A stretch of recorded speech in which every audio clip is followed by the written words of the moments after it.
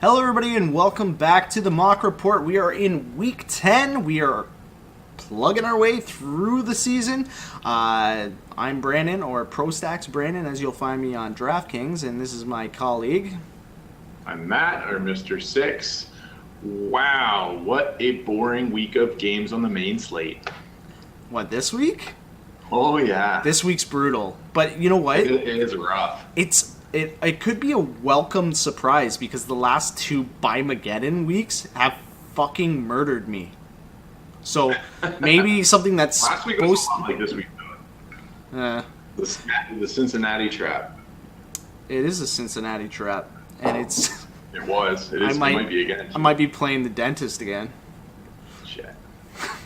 Anyway, so we're going to go into Main Slate Mayhem. We are going to look at some games that we think are going to be, I guess, ownership happy or something like that.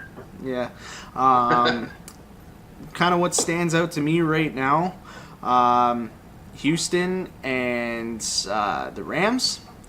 Reason being is because the Rams are the highest scoring team in football. And they have... Are you expecting the Rams to score all of the points in this game? Yes. Yeah. It's going to be Joffrey Lannister that's going to it's going to light it up. And I'm basically looking at Houston and LA Rams. I'm looking at Dallas and Atlanta. Yeah. Pittsburgh and Indy, but I'm scared of this because Pittsburgh on the road, and Ben sucks on the road. Specifically, Ben on the road, right? Yeah. Like his schools are pretty notorious. Which hurts Brown, but not necessarily Bell. And Cleveland and Detroit those are the four ones that I'm really kind of targeting. I'm going to be at that game. It'll be pretty sick. Oh yeah, which one? Cleveland? Cleveland, Detroit. Yeah, I'm going down to Detroit for the weekend. Oh, that sounds like fun. So, business trip, but we get to see the game. I'm also looking at Jets versus Tampa because you know what? If you buy into the whole revenge game script, you've got Fitzpatrick going back up against New York Jets, and you might be able to tear them apart. So Fitzpatrick and McCown have revenge games against every team in the league. Because combined, I think there has never been a matchup. There's never been a matchup in NFL history where two quarterbacks have played for more teams. We're like in the teens now. Like this is like it's ridiculous how many teams they play. I think like McCown's been on like fucking like 16 teams or some shit like that, and Fitzpatrick's like 12. Pretty silly, yeah. So it doesn't even matter anymore. But it is a revenge narrative. Yeah, in the context of the way that the Jets moved on from Fitzpatrick, they didn't want to pay him after he had a career year, and they sort of blew everything apart to do their whole rebuild. Like, I think he's going to have a bit of a chip on his shoulder. I think it's going to be a little harder for him without Mike Evans on the field, but Jets aren't all that. Yes, and I kind of see your point there, and I'm pretty sure McCown's going to be falling into the same fate that Fitzpatrick had, because they're probably going to re-sign him and underpay him. Yeah. But he's also turning 39, so. It could be a really boring game, too. We'll have to see. Why don't we start with that game? Like, who do you like in this game? Because you don't have Mike Evans. And, I tried to play Humphreys last week, and he didn't do fucking anything, even though he's, like, lighting up on my Fantasy Labs model. And there's been no rapport between Winston and Djax, but maybe Fitzpatrick can take a look down. I wouldn't say that. I think Djax is actually up the top end of his targets. But they're not connecting is the problem. They're not connecting. I mean, anytime you got Mike Evans on the field, he's going to take the lion's share of the targets, but Djax is still, I think he's averaging this season 5 catches, like 80 yards. Like, he hasn't – the thing about Deshaun is like he's notorious for that 60-yard bomb, right? And they just haven't done that yet. But I mean, that's coming. There's 2 or 3 probably in him in the back end of this year. But as far as just like general production goes, he's been fairly consistent, like scoring about 12 to 15 points week to week. This is true. Actually, in this matchup, I'm more inclined to be on the Jets side. I like Jermaine Kearse in this matchup. I think this matchup is just sort of like a level playing field for every wide receiver that's stepping on the field. Like, you got Tampa's defense is just bad. Jets are probably a little bit better, but mid-pack, especially in DVOA, I think they're 17th or something like that. But then you got Deshaun Jackson, who can burn anybody. I think this is the week. If you're going to roster Humphreys, you're probably not going to get a better chance than this week. So I'd probably go for him there. But then you got Chris Godwin, who's also going to be on the field. So you never know. Maybe he's the dark horse. Doug Martin's got certainly a great opportunity to break off a couple long runs. Doug Martin needs a long run because... Yeah, he's looked good, but he hasn't had that awesome game yet. But honestly, my favorite player in this whole game has got to be Bilal Powell, because you've got a banged up Matt Forte who's probably not going to play. And Tampa's been really bad against pass-catching running backs. And we all know how many passes Bilal Powell can theoretically catch. They just have to be willing to throw it to him. Well, we saw it with Matt Forte last week, right? His first 2 touchdowns of the season.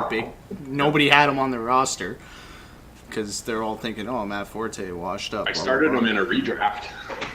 Well, good for you. But I also do like your, steady workhorse in Cameron Brate, obviously. Brate is great, except for last week. Yeah. Can't be a touchdown a game. I mean...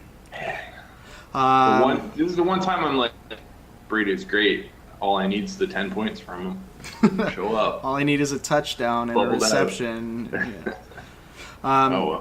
So moving off that game onto your game, Cleveland and Detroit.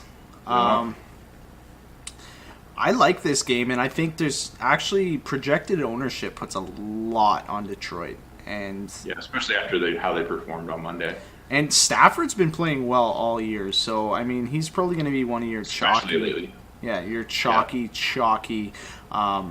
quarterbacks, and he's obviously going to be stacked with a guy like Marvin Jones Jr., the mini Megatron, as I so egregiously stated last year. But on Cleveland's side, there's only one player that I'd probably play, and it's probably Duke Johnson, and I'm like reaching into the toilet bowl for that Dookie. Like, I don't know how much I like it. I know that like Stafford, Jones, Tate, Theo Riddick, and Ebron's like a dentist play. You don't want to do it, but just hasn't shown up this year. No, he hasn't. A lot of people thought this would be his year, and he just never showed up. Well, neither did Darren Fells for you last week. Nope, sure did not. It's pretty much like the reason I put Riddick kind of in this is because I feel like they're gonna get up pretty fast, and I know like he's generally not your between the tackles runner, because that'd be Abdullah, who's also another solid play, but you know what?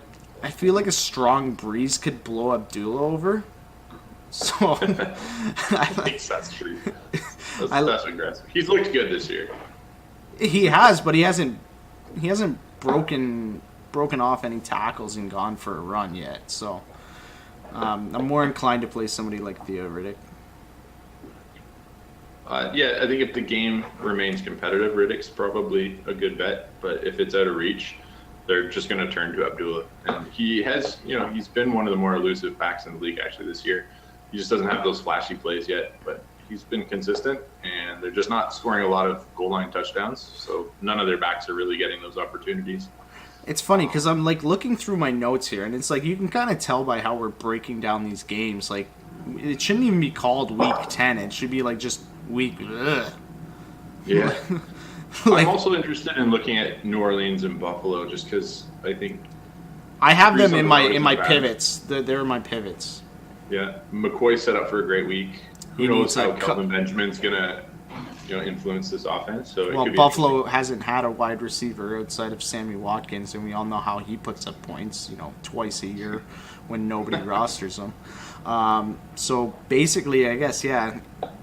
Cleveland, Detroit, that's enough said. You're looking probably like a blowout here, which I think Stafford's going to be very, very chalky, but I'm more inclined to pivot off of him and go to somebody who might end up in a more competitive match, because I really don't think that Tampa's on their, or sorry, not Tampa, Cleveland's on their level, and we all know the quarterback situation in Cleveland.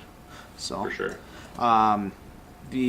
Another game that's going to be huge on ownership is going to be Pittsburgh at Indianapolis. We mentioned it earlier. Ben on the road, pretty shitty, but Bell on the road. Anytime. Yeah, well, he's the most expensive running back this week, as usual. Well, it should be. And there's no Zeke now, so there's no Zeke. You got Bell and Gurley in kind of a class of their own. It could change by the time we upload this video. I know they say no, they're done. He has to serve his suspension, but you never know. It doesn't look like he's playing this week. Like they'll be no. This will be ongoing, but it doesn't look like this week. So basically, in this game, you're taking a chance on rostering Big Ben. You're probably going to roster Bell. Brown is always a good pick. I know now there's this whole thing with Juju and Martavius Bryant. Like, he's back in the mix apparently, and Juju could be a trap play. In favor. If you look at Mike Tomlin's track record, he tends to sort of punish people that are not towing the line. Team guys. Yeah. But I do like T.Y. Hilton in this. Even though Pittsburgh's got a pretty damn good defense when it comes to wide receivers, it's T.Y. Hilton, and he's coming off his explosive. He's coming off his monster game. Who knows? Maybe Brissett knows a little bit more about T.Y. now, and we're going to see a couple more targets actually hitting him for some of those big plays like we saw. And then you got Doyle. So explosive. There's not many that can keep up with him. No. It's like Tyreek Hill. Yeah. And then you get checked down. I like what you said about Juju Smith-Schuster, though. I mean, it's going to be hard to roster Le'Veon and Antonio Brown in the same roster as much as people might try. But Juju Smith-Schuster is a great move away from Antonio Brown because there's nobody on the secondary in the Colts that can keep up with either of those guys. And Ben has shown a propensity to throw deep to Juju, and he's thrown at him in the end zone. So, I mean, it's anybody's guess which of those two receivers is the hottest. Juju's my favorite guy in the Twitterverse, by the way. Like, his tweets are fucking legendary. His first tweet was like, "Y'all love me now, but none of you gonna start me in fantasy." Like, he's just throwing that out there. And then when he went off for that big run, you could see it in the replay. He's looking back, and they asked him in a news report, like, "Oh, why were you looking back?" He's like, "Well, I know I'm only an 85 speed in Madden, so I thought they were gonna catch me." Like, he's just he's money. I love it. Yeah, basically on Indy side, you got T.Y., you got Doyle, maybe Gore, maybe Marlon Mack. But I'm more inclined to just take a chance on T.Y. And Doyle's T.Y. just... Doyle. Yeah, I think it's best bet. It's for a solid PPR value. Sure. And then my two favorite games are coming, Dallas and Atlanta, Houston and the Rams. Looking at Dallas and Atlanta, this is a shootout potential game. Interesting enough, Dallas's D is shit. They ain't great. They're not great. I mean, hit or miss, right?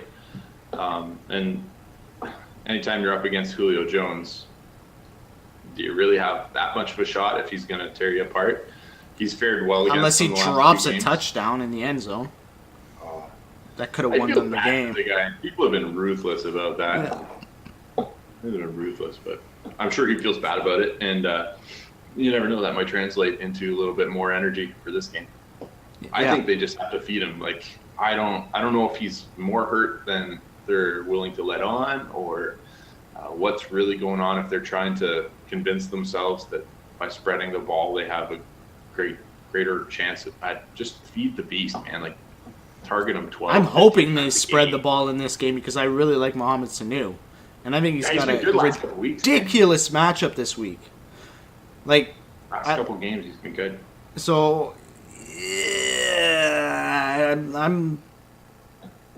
I'm pretty high on Sanu this week. Like I like Sanu. I'm gonna put him in a lot of rosters actually, and by a lot I mean like I probably will two of my three. I probably will too, because I feel like I'm going to spend the bulk of my salary on securing the running back position. There's a couple cheaper pivots that I'll be looking at, but I don't want to play too many games on a weird slate like this where I'm just trying to outsmart myself. So I feel like I'm probably going to be leaning heavy to Gurley again. I'm going to be looking deeply at Le'Veon Bell, Melvin Gordon to some extent, but I'm not going to get too cute about the running back position. I don't like playing Matt Ryan, so I'm probably not going to. But you could play him, and you could play any of the wide receivers out of Atlanta. And Devontae Freeman is due for a game, but he's been banged up, and maybe he's a little bit more injured than we know. But he could go off. It's a bad running defense. Yeah, that's what I'm saying. Like Freeman, this could be his game where he actually comes back, and you might even catch him at a low ownership on this one. And he's fairly cheap. I think he's only he's in the 4s now. Well, you're going to see a big push for people rostering Alf Morris because they're going to. I'm staying away from Dallas. All those touches are going to get probably divvied up a little bit more than when Zeke's on the field. And, I mean, Alf Morris had his shot. He's not Zeke. So I just don't. I think he could be productive, but I don't think he's going to be 30-point productive. As far as wide receivers on the Dallas side, you're pretty much looking at Cole Beasley and some low on the depth chart guys because Williams and Dez are injured right now, and we don't know if they're going to play yet. Yeah. So Dak's not very good on the road, to be honest. Like I don't love Dallas this week, to be honest. I think Jason Witten probably has a good week. Do you notice that we say we don't love something about every game we've talked about so far? I'm not in love with this. I don't like this one. Oh, we said it, right? Like it's an ugly slate. Yeah, it's weak. Yeah. So your teams are on bye. Yeah, pretty much. Our team. Just broken teams. So Houston and the Rams. Rams are gonna go run away with this one, so it might pay to have Gurley, who's gonna run it out. Pick your poison at the wide receiver position. Except Watkins, I don't think he's gonna do back-to-back with a big touch. Just one catch he had. I am going to, ride or die with my boy Cooper Kupp, who I was preaching to the choir last week that he was going to have a big game, and he didn't. Yeah. Maybe it's this week, because Robert Woods had his big week. Watkins had a nice catch. It's Cooper Kupp's time, and they'll be checking down, and, their tight end position is pretty weak. So, and on Houston's side, what are you going to do? Pick Hopkins and hope he gets a couple of receptions, or pick Lamar Miller? I'm steering clear of Houston, man. Yeah, see, we're steering clear of Tampa pretty much. You're steering clear of Cleveland. You're steering clear of Indy. You're steering clear of Dallas, and you're steering clear of Houston. There's a favorite in each one of those. That's not true. I'm steering clear of Cleveland, and I'm steering clear of Houston for sure. But I'm still all over Doyle and Ty in Indy. I'm still all over Djax, Brait, Doug Martin, even Fitzpatrick in Tampa. I mean, there's 2 games on the slate, and it's the ones that we're talking about, like Detroit, Cleveland, and Rams, Houston, that are likeliest to be a blowout. The Vegas data says blowout. Everything about the feel of them says blowout. And sometimes that's nice for garbage time, but they don't even have the personnel at this point to pick up anything in garbage time. So I'm staying clear for sure of Houston. I don't like it. Savage is bad. And I'd probably, besides Gurley and Goff, I probably won't touch too many people on the Vegas or the Rams roster, because Goff has been spreading the ball around really nice, but one of the certainties in a blowout is they're going to run the game. They're going to run the game out. So I think Gurley is probably safe no matter what, even if somehow Houston stays in it, because he catches a lot of passes too. So I'm going to be stacking Goff and Gurley. True enough. So we will now move on to our pivot plays, the precision pivots segment, where we go over the games that aren't going to be necessarily highly owned and just maybe some good matchups that you want to exploit. So my major pivot games, one that's going to be, kind of popular is Cincy and Tennessee. People are going to be on AJ and Dalton again. It's going to happen. As far as Tennessee, there's like maybe Marcus Mariota shows up. DeMarco Murray's kind of banged up. You can't kind of put all your eggs in one basket with those two backs. So again, this is kind of talking up Corey Davis this week. Yeah, I have Davis written down. He's a low salary hit play that you could maybe throw in and squeeze some, Gurley and Bell together in a roster or something. AJ's got a monster matchup this week, so I'm going to say that he's going to be pretty chalky and could go off if Dalton can hit him. For sure. And then Mixon. Tennessee's been good at limiting big plays. So they're playing not the best defensive ball, but they are limiting plays over 20 and 40 yards. Be aware of that, because AJ's best games usually come on the back of like a 60-yard catch. Another pivot game I'm looking at, and it's two very, very good defenses going up against each other in the Chargers versus the Jags. Some pretty intense pass rushes in this game, so if I'm going to play anything, it's defense, and I'm stacking it with the running back on that team as well. So like you're looking at a defense in Fournette if he's playing, or a defense in Melvin Gordon even though he's got turf toe. Yeah. Fournette's been amazing this year, and he's averaging a touchdown a game, and he's averaging north of 25 touches and opportunities a game. So the chances are good that he'll score another touchdown. So he's probably going to be in that 20-point vicinity, and that's always solid. You do pay a little bit more for him. He's very rested, which is a good thing, so he can probably get a little bit of more bounce in his step. The defense is going to be lights out. Chargers defense, again, also really strong. And then, like you said, Melvin Gordon, again, he's a volume guy. He hasn't been the most efficient, but he gets a lot of touches too. And if there's one way to exploit the Jacksonville defense, it's through the run. Right up the middle on the run. And, they just brought in Marcel Darius. I don't know how much he's going to impact that immediately, but he will definitely have an effect over the next few weeks. But this will be the first time he has a Jacksonville uniform on, so I don't know if it's really going to be this week that Jacksonville's a great pick as a defense if you can put any pressure on Phil Rivers and he just throws it to your team. So it's true. And they've got amazing corners, like 3 of the best corners in the league right now. Yes, it's disgusting actually, and they're called Saxonville for a reason. Yeah. Because I think it's like every 7 snaps they get a sack. Like that's how the stat line works out. It's ridiculous. Chargers' offensive line's been decent though. They've been pretty decent.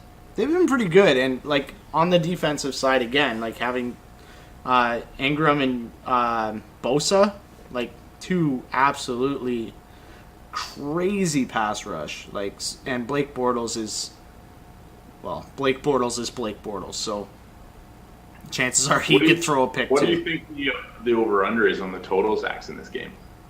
Total sacks over/under. I haven't seen any prop. I don't know. I haven't seen any prop. I haven't looked at it at all. I'd put it at like 12, at least. Yeah, no. I was gonna say that, like almost like 6 apiece, and then go from there. How high do you want to go? I'll bet you. Like, we know there's going to be a lot, so both of us would take the over on 12. But like, where do you draw the line? I'd probably draw. You know what? I'd give you a bet at 12. I'd go under 12. Okay, I'll take that. We push at 12. All right. How about your over/under for interceptions in this game? 12. No.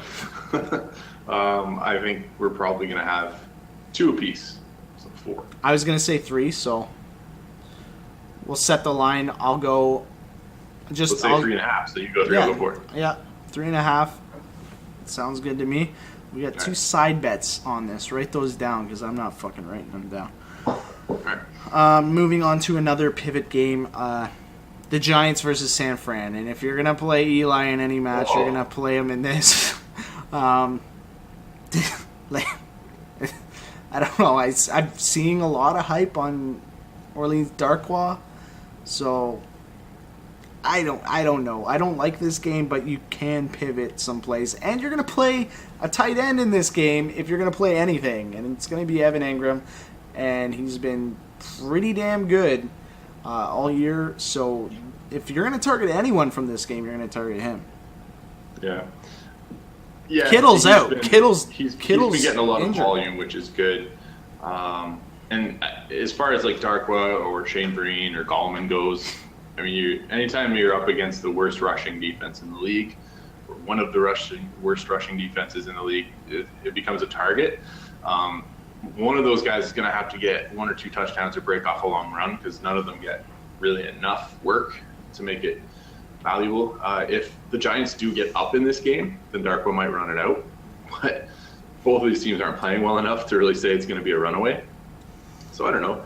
What do you see in Hyde? Like a good Hyde, I like too. They have to stay competitive, and even if they're within 2 scores, he's been known to catch a lot of passes too. They're hungry for a win.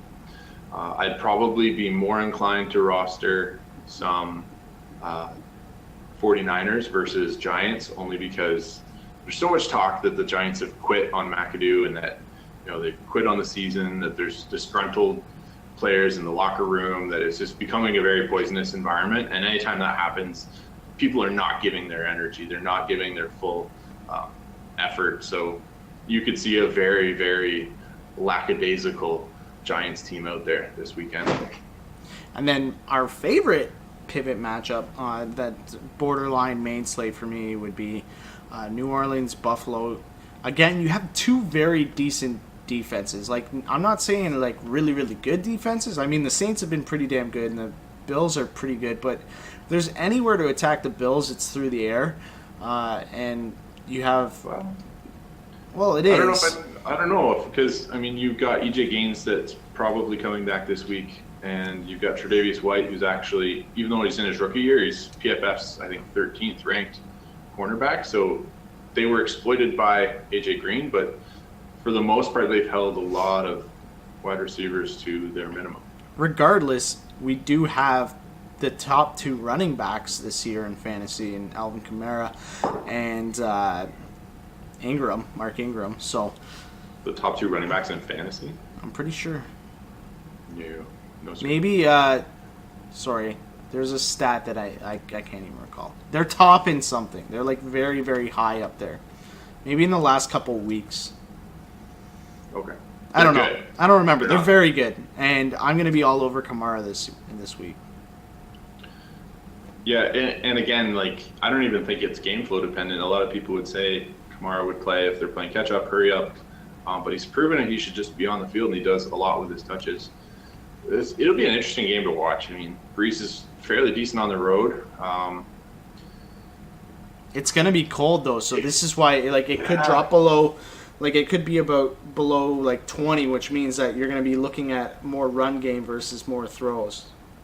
Yeah, McCoy's probably set up for a decent game. He's fared well in the cold. He's not a stranger to it.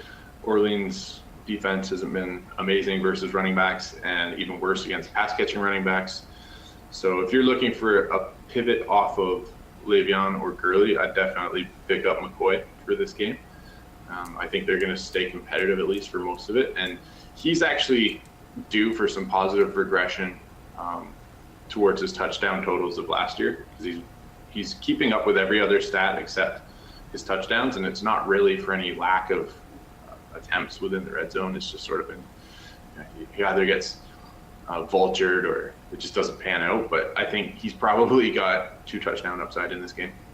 As for the other 2 games on the slate that we haven't mentioned, you're picking Chicago defense. I'm all over. That's Chicago defense across the board against Green Bay. Especially alone. You could also make, a couple arguments for Minnesota at Washington, whether or not this is going to be a shootout or a sleeper. Because you have 2 very good defenses going up against each other. And then 2 very high potential, they have the weapons to create a high-scoring game. So this is another game that you could pivot to. I'm not too thrilled with Diggs and Thielen in this. I'm more or less looking at like Jerick McKinnon if you want to pay down at running back, and Rudolph for like the I'm off it. Can't do it. For the 10th week in a row, Rudolph has the best matchup at tight end. Like, this is can't do it. I do like the Minnesota running backs as a pay down. I think Jerick McKinnon will probably be fairly chalky. He's been very productive since taking over essentially lead back roles, but he hasn't ceded entire lead back roles, entire sort of the lead back job. Latavius Murray's still getting 15 to 17 touches a game. So I think if you really want to pay down and you want to investigate some serious upside, I would roster Murray in this game because he's going to stand a chance to break off a couple big runs, get some goal line touches. I don't think with all the injured players and the defense in Minnesota, or all the injured players on Washington and the defense in Minnesota, that Kirk Cousins can really run away with this game. So the running backs might have a good, solid chance here. And then also going back to Green Bay, Chicago, I really like Jordan Howard. Week in, week out. They're not letting Trubisky throw the ball, so they're running aggressively. And this is not a game that's going to be out of reach. They'll stay in it. And they might even try and run out the clock once they get 2 interceptions, 2 pick sixes off Green Bay. So. True. It's because Brett Hundley is not good. They are not good. Well, none of the quarterbacks in this game have shown very well. So I think it's definitely going to be all about the ground. Aaron Jones and Ty Montgomery. I really like Jordan Howard for sure. Yep, Jordan Howard and Chicago D are high on my list of priorities for rosters. That's going to bring us to our positional powerhouses. I don't know. I'll let you start at QB. Who is your lock QB and a pivot off that QB? I think I'm going to go with Jared Goff in this one. It's only because I think Stafford's going to be a bit more chalky. People will get a little bit more scared off when they see the defensive rating of Houston, or they look back like last year, the year before, how good they've been. But this is not your father's Houston defense. This isn't even like last year's Houston defense. And they've actually become a little bit exploitable through the air. So I'm hoping Goff keeps it going. He's at home. He's got some great play calling this year. They're the highest scoring team. He's got an awesome running back. I'm probably going to stack Goff and Gurley. Oh, that sounds good. What about your pivot off Goff? Pivoting, I would say Ben Roethlisberger. If there's one game this year on the road that you can pretty much say he's got a solid chance at dominating, it'll be this one.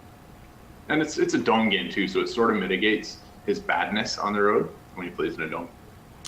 Okay, back after a disconnect, I'm going to go through my QB powerhouses. I'm going to stick with a guy that I was playing very heavy last week, and it didn't work out, in Drew Brees. He's going to be my positional powerhouse at the QB position. Okay. And my pivot off that is going to be my dentist pick of the week, in Andy Dalton. Again, I don't want to do it. It feels like crap. But there's the off chance that I'll feel better after it's done. And him and AJ could connect for a few. We'll have to see. Might be able to, fix my teeth from popping out. So I'm going to look at running back, and I'm going to say Le'Veon Bell, obviously. And my pivot off that is going to be Mixon. Okay, yeah, I like both of those. Le'Veon's an easy choice this week. He's an easy choice any week that he's got even just like an average matchup. Definitely solid. You're going to pay for him. I'm going to a lock is Todd Gurley. He's been lights out this year as well. So it's an easy pick. And my pivot, like I've said earlier, is probably going to be Jordan Howard, just because, again, when you're addressing the running back position, volume is key. This guy's getting a ton. Game could be out of reach early. He's just going to run it out. Okay, how about wide receiver? Who do you got? So I'm really cheering for Doug Baldwin right now, but he's not on the main slate. I like I said, Juju Smith-Schuster as a pivot, but Antonio Brown is probably the lock. I'm all over a bunch of wide receivers in this game, though. T.Y. Hilton's still going to be really solid. Doyle's solid at his tight end. I would love to see Deshaun Jackson catch a long ball, though, and I think Fitzpatrick's got the arm to get it to him. So any of those guys, really. I'm going to lock in A.J. Green with my pivot play in Dalton, and I'm going to pivot off to Sanu. I really like Sanu this week, and I think he's poised to make have a huge week this week.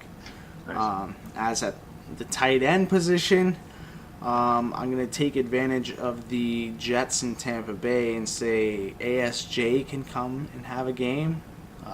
He's been absent for a little bit, but he's been known to have some. And I'm going to pivot to Rudolph, even though I should be doing it the other way around. But you're all about the gingers today. I know. So yeah, there's my lock and my pivot, the tight end position. Right on. So I'm going to lock in Evan Ingram just because of the volume he's getting. They're going to need him in this game if they're going to keep up. And he's a rookie, so he might not be buying into all the bullshit that's going on in the locker room right now. So I hope that he shows up and he continues to produce. Eli has a great rapport with him. Pivot off of that, I'm going to go to my man, fucking Doyle? Yeah. Well, no, not Doyle. Brady? Jesus, why am I gapping on this guy? Tennessee. How am I gapping on this guy? Delaney Walker. Yeah, Delaney Walker. That was weird, dude. I think I'm getting Alzheimer's. My pivot would probably be Delaney, just because, I mean, Cincinnati's probably playing a little bit better than I think their corners are rated very poorly on PFF. I think they're bottom 20th percentile. They're both over. You were just mentioning Cincy's corners and blah blah blah. Pick a defense. I think I'm right at where you are. The two best defenses on this slate are probably Chargers versus Jacksonville. So flip a coin, pick either of them, and my pivot's going to be Chicago. That will leave me with Minnesota D and Detroit D. Yep, those are the two defenses that I will pick as my Rams are worth mentioning as well because Savage is bad. He's ruthlessly bad. That they are. Okay, let's move on to the last segment, the picks and plays of the week. Currently, the Seattle-Arizona game's going off, but I told you my pick earlier. I'm picking Seattle to win, and I believe I said Baldwin. Yeah? You did. I'm going to take Seattle as well. I'm going to take Rawls only because asterisk, he only has to get a fire emoji, but I think we should probably discuss this further after we've finished filming because to get a fire emoji is great, but you could also theoretically be the better player in a game, like the best player in a game, but only match your expectations and not get a fire emoji. So it takes the work out of it for actually analyzing the data. It's fair enough.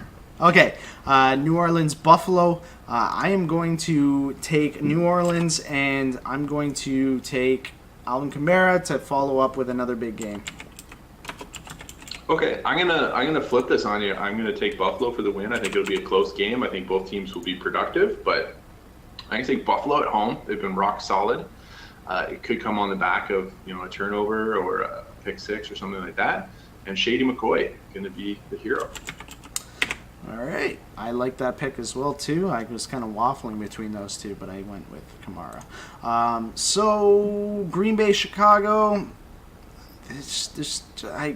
You can't pick Green Bay, so I'm picking Chicago. And you're going to say Howard, so I'm going to say defense. Take Howard if you want. Because I was going to take the defense if you said Howard, so we're fair. You know it. Yeah. Well, either way, we're covered. Cleveland, Detroit. Picking Detroit. And I'm going to pick Marvin Jones Jr., the mini Megatron. Okay.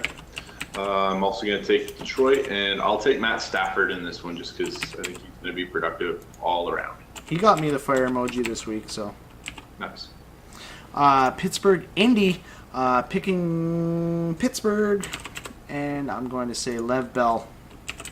Yeah, that's an easy one. I'll also take Pittsburgh, and I'm going to give it to my man Juju. He's gonna work his mojo. I'm scared of Juju because I don't know. Don't be. I got this written down wrong. The Chargers in Jacksonville. You can go first. Go ahead. I guess I'll just flip my imaginary coin in my head. Say Jacksonville at home for this one. Again, probably going to be a kick that wins it, and I'll take Leonard Fournette. Keeps the good times going. I'm going to pick Jacksonville as well. I can't see the Chargers winning because I was banging my head off the wall watching Rivers throw, I don't know, terrible throws and watching Benjamin run in for a safety. So Jacksonville, I'm going to say that their defense is going to be the fire emoji. Nice. Jets and Bucks. I'm picking the Jets in this one. The Jets. I am going to pick Jermaine Kearse. I've said this name so many times and he hasn't panned out. He has to pan out. Yeah, without Mike Evans, I probably don't believe that the Bucks have it in them even to win a home game. But I think they can probably make it interesting. I will take the Jets, however, and Bilal Powell is the man. How strange under 8 catches. Write it down. Okay. How strange is it that we came into the year thinking the Jets were the worst team? Yeah, a lot of people that didn't think they'd win a game. And look at them now. Cincinnati and Tennessee. I'm going to have to go with Cincy on this one. And I guess there's low expectations on Dalton, so I'll say Dalton for the fire emoji. To match his hair. I'm going to take Tennessee. So I'm going to take Tennessee at home. I think they can probably pull this one out. Delaney Walker, just because... You can remember his name? Yeah. So basically looking at this, we've only... opposed each other in New Orleans and Buffalo and Cincy and Tennessee. Otherwise, we're all the same picks. Minnesota and Washington. I'm going to pick Minnesota in this one, even though they're in Washington. I don't think Washington has enough receiver weapons to beat Minnesota. I'm going to pick Rudolph. Okay. The red-haired tight end. I like a bunch of guys in this game. Like I said, I think Minnesota's backs are a great pivot off of the more expensive options on the slate. I don't think they're going to win, though. So I think Washington will pull it out somehow. They're no slouches on defense either, and I don't trust Keenum on the road. And they clutched out Seattle. Yeah, there's lots of reasons that I can give you, and I think Chris Thompson's going to be a big part of this game. All right, Chris Thompson, the wide running back. Yeah. Houston and Rams. I'm picking the Rams. I'm sure you are too. And I'm going to say Cooper Kupp. I'm going to ride this one. I'm going to go with my boy Cooper Kupp. You're going to score one of these weeks. Also going to take the Rams, but safe bet and just going with Gurley. Atlanta at Dallas. I'm going to pick Dallas in this one to win the game, and I'm going to pick Sanu to be the impact player. Yeah. I'm going to oppose you. I'm going to say Atlanta's probably got this one. Dallas is not the same team without Zeke Elliott. So with Dak on the road, with a banged-up receiver core, and no superstar running back, I just don't think he's going to quite be able to keep the team in this one. So take Atlanta, and I like a few of the boys on the team, but Julio Jones is just desperate for a huge game. Without Ezekiel Elliott, does Dak Prescott become the premier running back? No, it'll be like Morris will still get his, but he's not Zeke. Okay, the Giants and the 49ers. I'm going to say... I don't know. I don't know who I want to take. Okay, let's flip the the coin in my brain and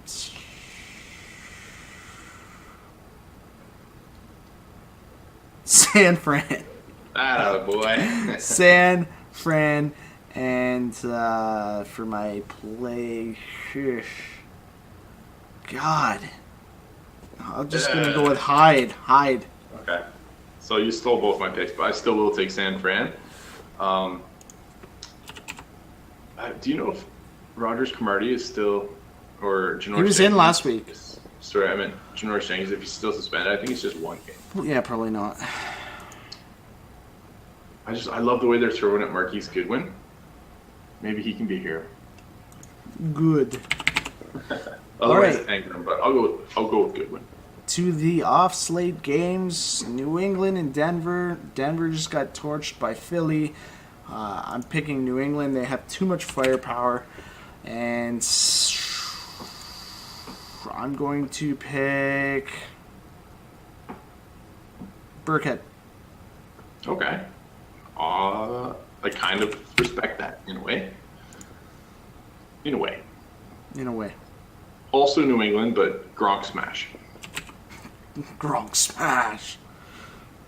Okay, and the last game on the slate, Miami at Carolina. You can't pick Miami. Like, this is just so bad. They haven't looked. Yeah. Fuck it. YOLO. Miami, Cutler. Ooh. YOLO. Not Miami. And I think I really believe in this kid. Like, you know how much I talked about last week and it didn't really work. So I'm gonna say Curtis Samuel this week. Yeah, you talked about enough that I dropped somebody that put up points. Oh, wow. Anyways, so the pick 6, you go first. Chicago.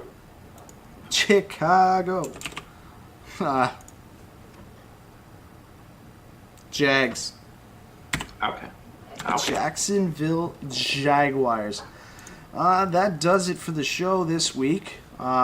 Thanks for watching. Feel free to leave a comment, like, dislike, subscribe. Like, we need comments. We need to know what we're doing wrong or right. Or if you want to see us go over anything. Or if you have an idea.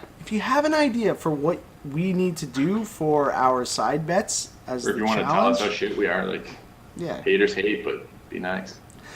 You could tell us what kind of challenge you want us to do for the people that for guys that lose the side bets, because we are keeping track of our side bets and we are keeping track of our picks and plays. So maybe if you want to be the only person to comment on one of our videos, you can come up with some sort of weird challenge for us to do if we lose. Anyways, that does it for week 10. We will see you next time on the Mock Report. Goodbye now.